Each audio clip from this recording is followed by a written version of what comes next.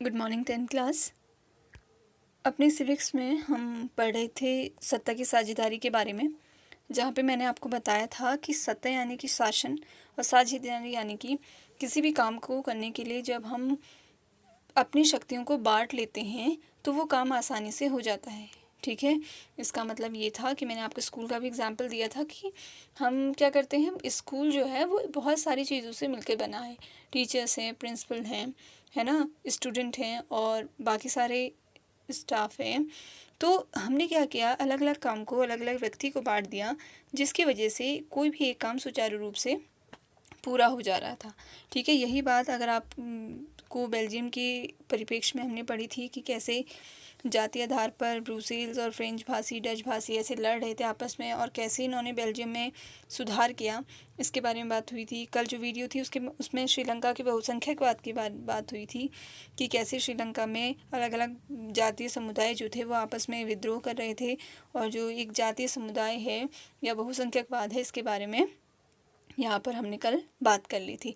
अब देखिए, हमने अभी तक जितनी भी बातें पढ़ी वो तो हमें पता है कि क्या है, ये सारी परेशानियाँ बेल्जियम और श्रीलंका में चल रही थी। ठीक है, अब देखो बेल्जियम का यहाँ पर एग्जाम्पल क्यों आया सत्ता की साझेदारी में। ठीक है, इसलिए आया क्योंकि उन्होंने एक बहुत अच्छे तरीके से अपने इस विद्रोह को, ये जो गृह युद्ध हो रहे थे, इनको सुधारने के लिए अपने संविधान में क्या किए, संशोधन किए थे। ठीक है, इसीलिए बेल्जियम का नाम यहाँ पर इस चैप्टर में आता है। तो अगर हम संविधान की बेल्जियम की बात करें तो हमें जैसे पहले ही पता है कि यहाँ पर सांस्कृतिक विविधता को स्वीकार किया गया था। ठीक है, इन्होंने क्या किया, 4 संशोधन करे अपने संविधान में। जितनी भी इनकी समस्याएं चल रही थी, जो हमने आगे वाली पुरानी वीडियोस में देखा था, तो इन्होंने क्या किया, इन्होंने 4 संशोधन करे। पहला संशोधन जो था, इन्होंने कहा कि केंद्रीय सरकार में डच और फ्रेंच भाषी मंत्रियों की संख्या सामान्य रहेगी। ठीक है, अभी तक लड़ाई क्या हो रही थी कि डच जो थे वो ज़्यादा थे, इसलिए उनकी संख्या ज़्यादा हो रही थी। तो अब इन्होंने संशोधन करके इस बात का प्रावधान निकाला कि जो केंद्रीय सरकार है, ठीक है, जो केंद्रीय सरकार है वहाँ पर डच और फ्रेंच भाषी मंत्रियों की संख्या क्या रहेगी, बिल्कुल बराबर रहेगी।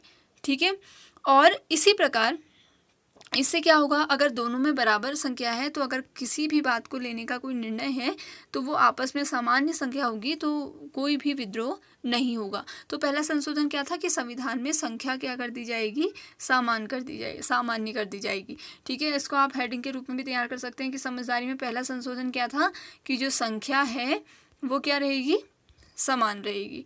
ठीक है, यानी कि डच भाषी भी उतने ही होंगे और फ्रेंच भाषी भी उतने होंगे। पहला संशोधन ये रहा, तो इसको करने के बाद वो आराम से अपने कार्य को कर पाए। दूसरा संशोधन क्या रहा कि जो केंद्र सरकार होगी और उसकी जो शक्तियां होंगी, ठीक है, वो क्षेत्रीय सरकारों को दे दी जाएगी, यानी कि राज्य सरकार और जो है वो केंद्र सरकार के अधीन नहीं है। यानी कि जितने भी क्षेत्रीय सरकार की शक्तियां हैं वो अपनी खुद अपना जो ऑटोनोमस पावर है वो उनके पास रहेगी और कोई भी केंद्र सरकार के वो अधीन नहीं रहेगी। ठीक है, अधीनता लिख सकते हैं। पहले तो संख्या हो गया, अगर आप हेडिंग के रूप में लिखना चाहते हैं तो पहले संख्या बराबर है। दूसरा, अगर अधीनता की बात करें तो अब वो अपना स्वतंत्र राज करेंगे, राज्य। ठीक है, वो किसी के भी केंद्रीय सरकार के अंदर नहीं होंगे। ये किसका दूसरा हो गया, 2 सुधार हो गए। तीसरा सुधार इन्होंने क्या किया कि ब्रुसेल में, जो वहाँ की राजधानी है, कहाँ की, बेल्जियम की, वहाँ पर अलग अलग सरकारें तो होंगी, पर इन दोनों समूहों का एक एक रिप्रेजेंटेटिव होगा। जैसे हर क्लास का एक एक मॉनिटर होता है, वो अपनी क्लास को मॉनिटर करता है, रिप्रेजेंट करता है, वैसे ही ब्रुसेल में अलग अलग की अगर स्थानीय समूह हैं तो उनका एक एक प्रतिनिधि होगा जो आगे आके अपने प्रस्ताव को रखेगा। ठीक है, इस वजह से सबको क्या मिल जाएगा, समान अधिकार मिल जाएगा।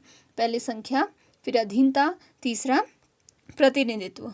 सुधार अगर हम एक संख्या में देखें, पहले संख्या है, संख्या सामान्य होगी, अधीनता जो है वो स्वतंत्र होगी, तीसरी चीज़ में हो गया प्रतिनिधित्व, यानी कि एक एक क्या किया जाएगा, प्रतिनिधित्व करेगा। आगे बात समझ में।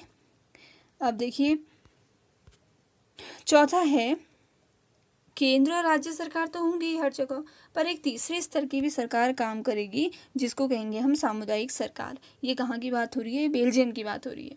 ठीक है, तो 4 ये सुधार बहुत ही ज़्यादा आकर्षक रहे और इस वजह से जो